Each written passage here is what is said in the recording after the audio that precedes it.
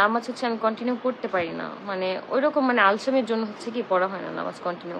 এই জন্য আমি সে নেল পালিশ কিন্তু আমার নাই নখে, নেল পালিশ উঠে ফেলছি। আখি কে পড়ায় দিচ্ছে মেহেদি? আখি কে পড়ায় দিচ্ছে মেহেদি? মেহেদি হচ্ছে আমার বোন পড়ায় দিতেছে। জান্নাতুল ফেরদৌসি মৌ, হ্যাঁ আপু এটাই ঠিক। যেখানে আপনার যেই মানুষটা থাকবে সেই মানুষটাই যদি আপনার মানে সাথে না থাকে বা আপনাকে না বোঝে, সেখানে যাওয়ার মতো কোনো ইচ্ছা বা কোনো কিছুই আমার নাই। আর আমি প্রত্যেকটা মানুষকে বলবো যে যেখানে যেই মানুষটা থাকে ওই মানুষটা আত্মসম্মান যদি কেউ না দেয়, মানে যে প্রাপ্য যে সম্মানটুকু এই জিনিসটা যদি কেউ না দেয়, সেখানে কামব্যাক করা কখনোই উচিত না। সবসময় দেখা যাবে মানুষ আপনাকে তুচ্ছ তাচ্ছিল্য করবে, সবসময় মানে যতটা পারবে আপনাকে জাতাকলের উপরে রাখার চেষ্টা করবে। যখন আপনি ওইখান থেকে বের হতে চাইবেন তখনই দেখবেন না আপনাকে ধৈরা বাইন্ধা ওইখানে রাখার ট্রাই করবেই। আসসালামু আলাইকুম আপু। ওয়ালাইকুম আসসালাম। আয়েশের জন্য ভাবলো না, এটা আপু আল্লাহর বিচার, আল্লাহ দেখবা, আল্লাহ বিচার করবে ঠিকই। আমি যদি খারাপ কিছু করে থাকি আল্লাহ আমার বিচার করবে, এটা সবাই দেখবে। আপু তোমার আইডি এখন ঠিক আছে? হ্যাঁ আপু আইডি ঠিক আছে। কোন শকুনের নজর যে আমার আইডির উপর পড়ছিল আল্লাহই জানে। যদি একবার জানতে পারতাম যে আমার আইডিটার ক্ষতি কে করতে চাইছিল, তাকে আমি জেলের ভাত খাওয়াইতাম। যদি আমি একবার জানতাম যে আমার আইডিটার ক্ষতি কে বা কারা করতে চাইছিল বা চাইছে, আমার আইডিটা যেহেতু ডিসেবল করে দিচ্ছে, আমি যদি একবার কোনোভাবে ধরতে পারতাম তাহলে কখনোই কোনো ছাড় দিতাম না।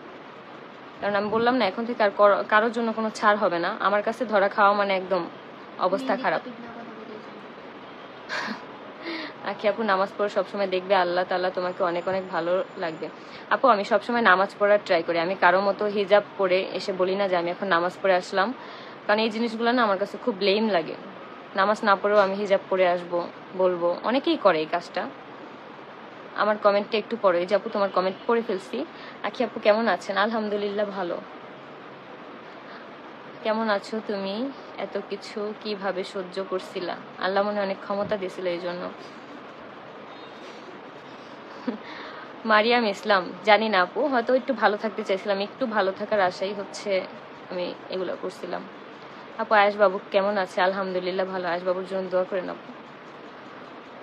আপু কেমন আছো? আলহামদুলিল্লাহ ভালো। আয়েশ কই আপু? আয়েশকে হচ্ছে আম্মুর কাছে দিছি, আমি হচ্ছে এখন মেহেদি পড়তেছি একটা হাতে। এই যে একটু দেখাই দাঁড়া আল্লাহ, এই যে দেখো এতটুকু পড়া হয়ে গেছে। তোমরা হচ্ছে কালকে আমার মেহেদির কালারটা দেখতে পারবা। তোমরা যারা যারা হচ্ছে মেহেদি লাগবে পেজ থেকে হচ্ছে 3টা মেহেদি অর্ডার করবা, তারা কিন্তু একটা নখে যে মেহেদিগুলো দেয় সেই মেহেদিগুলো কিন্তু একটা ফ্রি পাবা, একদম গিফট।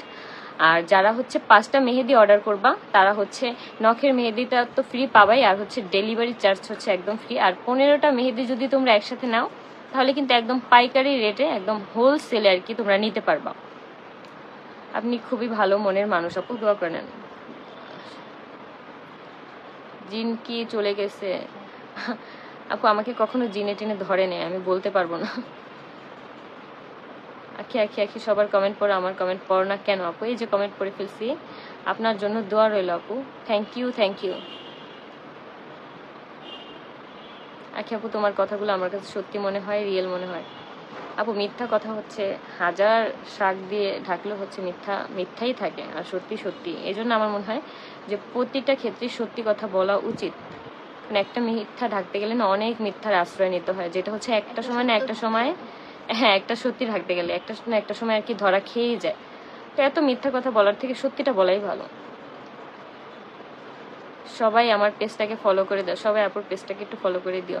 আপু আজকে প্রথম তোমার লাইভ আসলাম, খুব ভালো লাগলো, থ্যাংক ইউ আপু। আপু আয়াস কই? আয়াস হচ্ছে আম্মুর কাছে। আপু তুমি কি মেহেদি দিচ্ছ? আপু হ্যাঁ আমি মেহেদি দিচ্ছি। রিয়া তোমার ফোনটা একটু দাও। আখি আপু আমার নিউ পেজ, একটু সবাইকে পাশে থাকতে বলো। বিউটি কুইন আপু হচ্ছে নিউ পেজ, সবাই হচ্ছে আপুর পাশে দাঁড়াও।